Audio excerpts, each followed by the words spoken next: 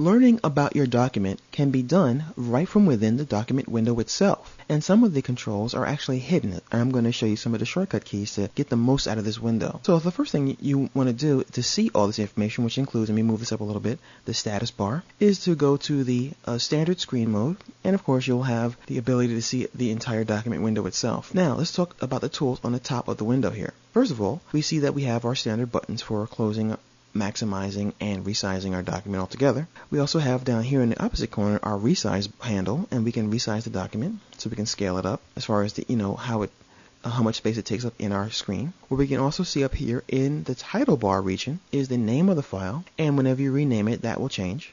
And to the left of it, we have this curious little icon here. What in the world does this icon do? Well, this icon will allow you to see whether or not you saved your image or not. For example, currently it's not ghosted out. But if I make a change, for example, I'll take the brush tool and I'll make a mark on my document, you'll notice that the document preview ghosted out. That means I have not saved it recently. So I'm going to go to File, I'm going to choose Save As, and on my desktop I'll just save it as AAA. I'll click OK, and then it changes the name up here in my title bar, as well as gives me a preview which is no longer ghosted out, and it looks exactly like the artwork here. I can also see an @ symbol which tells me which percentage I'm currently looking at my document in the document window. So you'll notice down here we are looking at it at 66.67%, which is indicated up here as well. So I can click and drag my mouse in this region, this text field, enter 100%, and now I'm looking at the document at 100%. Likewise, I can also use the zoom tool to zoom in and change that number. And I can hold down the Alt or Option key to zoom out. Okay, so that number changes as well. Now, what else can we find out about this document? Well, the cool thing is if I hold down the Control key and I click right here in this line, a preview window appears which tells me how big this image will appear on a printed sheet of paper. So this is the region of the blank paper that it will take up. Also, if I hold down the Alt or Option key, I can find out the width, the height, the channels, and the resolution. So once again, those are some hidden commands in there. Now, I can also see by default the document size as far as how big or how weighty this thing is as far as pixel dimension. Currently, it's 569.5 kilobytes, which is under a megabyte. If I click on this pop-up arrow, I can find out what's going on with my version queue if I was working with a group of people. I can find out what the status was on the version queue. I can currently see the document size, which is down there right now. I can see a document profile, which shows me that it's in RGB. I can look at the document dimensions, and it tells me that this document is 5 inches by 7.5 inches at 72 pixels per inch, or ppi.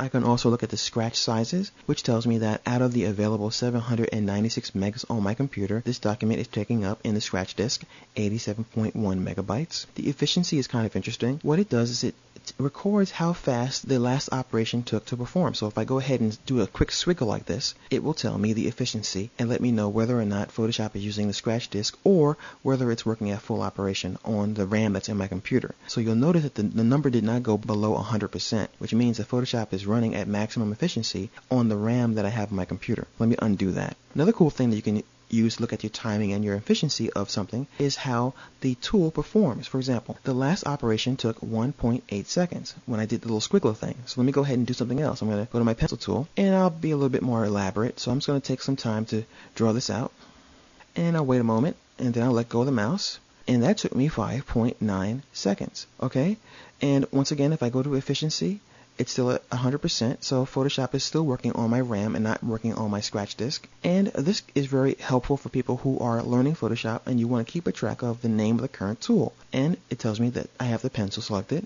I have the move tool selected, pencil, I have blur, I have dodge, and so on. So that's very helpful to keep your eye on when you're learning the application and you want to know what tool you're working on. Likewise, what you could do is hover your mouse over a tool and just leave it there for a second, and the tool will appear as well as the shortcut key in parentheses. So that's the dodge tool, and if I put my mouse over the move tool, it tells me that if I press V, I'll get the move tool. And last but not least, if you want to work with your image in 32-bit mode, what you can do is turn on the 32-bit exposure, and that will allow you to work with your image in 32-bit mode as far as the preview is concerned. Once again, the document window contains quite a bit of information that can come in quite handy as you work on your documents.